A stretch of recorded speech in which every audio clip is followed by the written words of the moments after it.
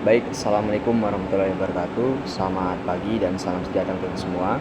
Perkenalkan, nama saya Yoga Winarta dengan ujung NIM 071, praktikan praktikum fotogrametri dan UIV, jurusan Ilmu Kelautan tahun 2023. Baik, di sini saya akan menjelaskan materi pertama, yaitu tentang jenis dan komponen fotogrametri UAV atau drone.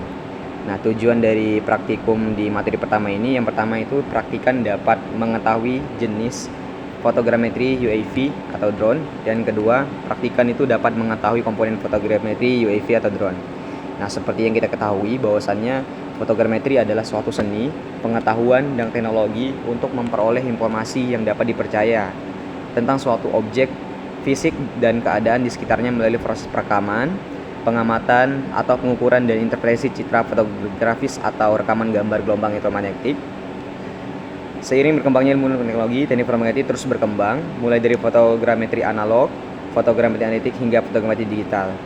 Nah, sedangkan untuk pesawat tanpa awak atau UAV, Unmanned Aerial Vehicle, merupakan jenis pesawat terbang yang dikendalikan oleh sistem kendali jarak jauh lewat gelombang radio. UAV sendiri itu merupakan sistem tanpa awak, yaitu sistem berbasis elektronik mekanik yang dapat melakukan misi-misi terprogram dengan karakteristik sebuah mesin terbang yang berfungsi. Nah, untuk jenis-jenis pesawat UAV itu bisa dibedakan berdasarkan sayapnya. Yang pertama itu ada fixed wing. Fixed wing ini merupakan pesawat model yang memiliki bentuk sayap tetap atau tidak bergerak. Kemudian ada rotary wing, di mana untuk rotary wing ini merupakan sayap yang bergerak atau berputar menggunakan baling-baling. Nah, kemudian untuk pembagian jenisnya berdasarkan sumber tenaga itu terbagi atas dua juga. Yang pertama itu combustion engine, yaitu sumber tenaga pesawat yang menggunakan pembakaran bahan bakar cair pada engine untuk menggerakkan propeller pesawat. Dan yang kedua itu elektrik, yaitu sumber tenaga pesawat menggunakan suplai daya dari baterai, seperti yang kita lihat pada drone-drone pada umumnya. Nah, di dalam drone sendiri itu memiliki rotor. Rotor ini dapat dikelompokkan dalam beberapa jenis. Namun untuk jenis rotor yang memiliki tingkat efisiensi yang bagus itu terdiri atas beberapa jenis. Yang pertama itu biocopter, kemudian tricopter, quadcopter, dan terakhir itu hexacopter, dan yang ada juga yang terakhir itu octocopter. Nah, itu sekian dari untuk materi yang pertama. Kemudian kita akan masuk ke materi kedua, yaitu tentang persiapan dan desain jalur penerbangan UAV atau drone. Nah, pada materi kedua ini, tujuan dari praktikum adalah yaitu praktikan dapat mengetahui software drone player yang diperkeluarkan untuk melakukan penerbangan UAV. Kemudian praktikan dapat mendesain jalur penerbangan UAV atau drone. Nah, drone sendiri itu mampu menghasilkan image yang dapat disesuaikan dengan luasan area dan tinggi terbang. Hal tersebut pula tergantung dari skala dan resolusi yang diinginkan. Hasil dari data foto tersebut akan diolah dengan menggunakan software. Terdapat berbagai macam software yang menunjang dalam pengolahan data foto dari drone tersebut. Salah satu software open source yang dapat digunakan secara online yaitu Drone Replay. Nah, Drone Replay ini akan bakalan kita aplikasikan. Nah, pertama untuk cara kerjanya, teman-teman bisa buka aplikasi web dari Drone Play itu di https://droneplay.com. Ini saya sudah buka. Nah, terus kita masuk dulu ke login. Nah, di bagian login ini kita tunggu beberapa saat.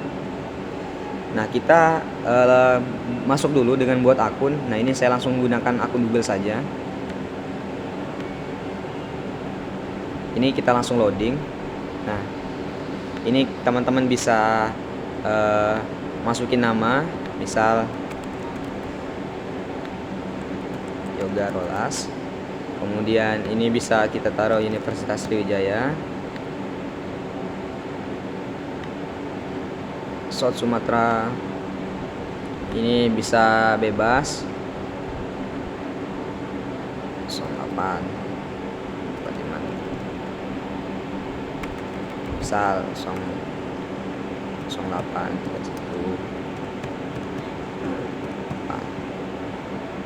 ini bisa dilihat. Ini bebas self employed misal.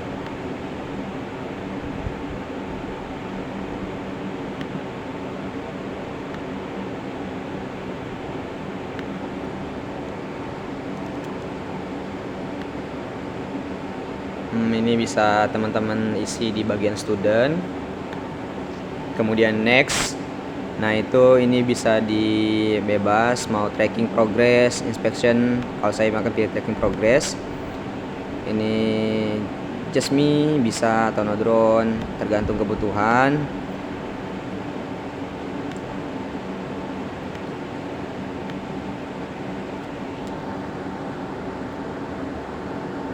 Oke, nah jika sudah masuk ke dalam sini, teman-teman bisa langsung ke bagian project.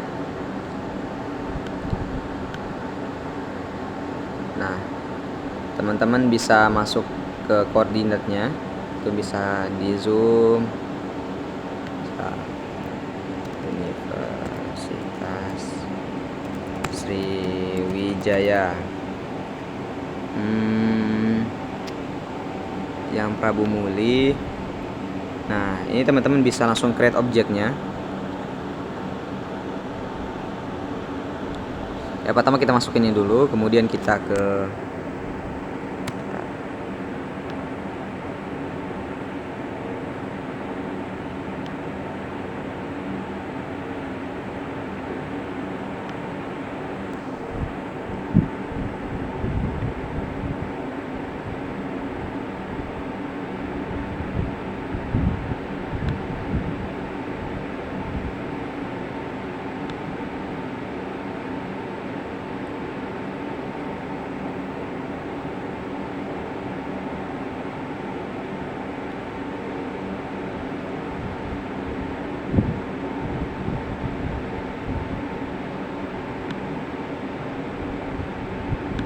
Nah, ini bisa dimasukin ke sini.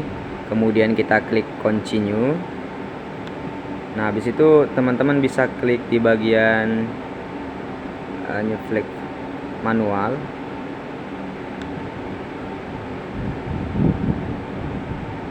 Pilih bagian standar.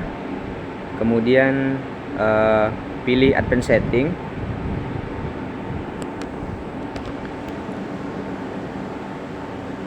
Nah, ini untuk advanced settingnya bisa disesuaikan dengan keinginan. Ini ada beberapa toolnya seperti flag altitude, ancient 3D, left 3D, expansion dan sebagainya. Oke, itu saja untuk materi 1 dan materi kedua penjelasannya. Apabila ada kekurangan kesalahan, saya mohon maaf. Saya akhiri mengucapkan wabillahi hidayah. Wassalamualaikum warahmatullahi wabarakatuh. Selamat siang.